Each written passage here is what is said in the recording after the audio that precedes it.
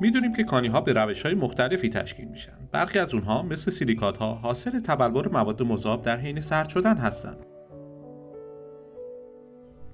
در مورد ترتیب تبلور کانی‌های سیلیکاته از ماگما مطالعاتی در اوایل قرن 20 توسط بوون کانادایی انجام شده که به عنوان سری واکنشی بوون از اون یاد میشه.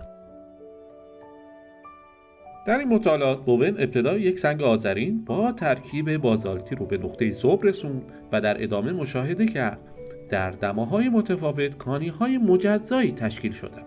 مطابق این سری واکنشی هر زمان سنگ‌ها شروع به ذوب شدن کنند، برخی کانی‌ها زودتر و برخی کانی‌ها دیرتر ذوب میشن. لذا بسته به دما و درجه ذوب شدگی ماگماهایی با ترکیب متفاوت ایجاد میشوند.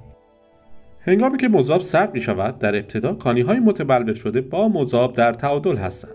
رفته رفته با پیشرفت روند مذکور این تعادل برهم خورده و ضمن واکنش با ماگما بلورهای جدیدی تشکیل می‌گردند. به عقیده بوون بیشتر ماگماها در ابتدا ترکیب بازالتی دارند. با تبلور کانی‌های آهن و منیزیم‌دار ترکیب ماگما تغییر کرده و از سیلیکات‌ها غنی میشه.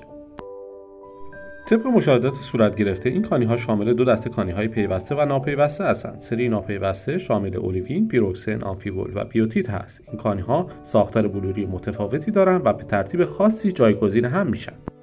برای مشاهده این سری اجازه بدین سری به ماگمای در حال انجماد بزنیم. ماده مذاب مملو از انواع اتم‌ها و یون‌هاست. با تبلور کانی‌ها عناصر و یون‌های خاصی از اون خارج میشن. اولین کانی تبلور یافته اولیوینه که در ساختار اون هیچ اکسیژنی بین چاربچه‌های سیلیکات مشترک نیست.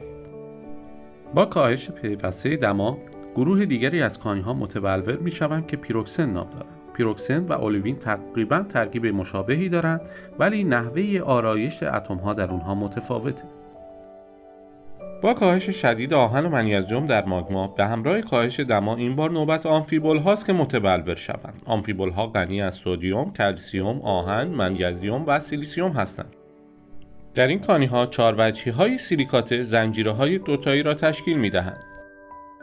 در نهایت در انتهای سری ناپیوسته بیوتیت ها شکل می گیرند. به بیوتیت ها سیلیکات های صفحه‌ای هم گفته میشه. در آنها هر چاروجهی سیلیکات 3 اکسیژن مشترک با چاروجهی های دیگر دارند.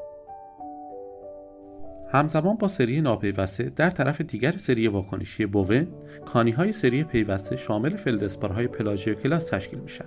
این سری بدون وقفه و تغییر در ساختار اتم‌ها با تغییر ترکیب شیمیایی شکل میگیرند و در نهایت از ماگمای باقی مانده کانی‌های روشن فلدسپار پتاسیم دار، مسکویت و کوارتز متبلور میشن.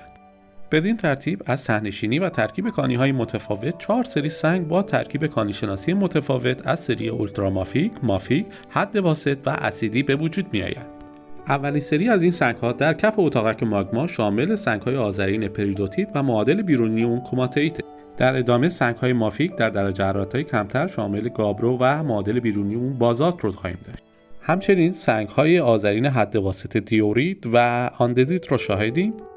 و در پایان سنگ‌های اسیدی گرانیت و معادل بیرونی اون ریولیت رو خواهیم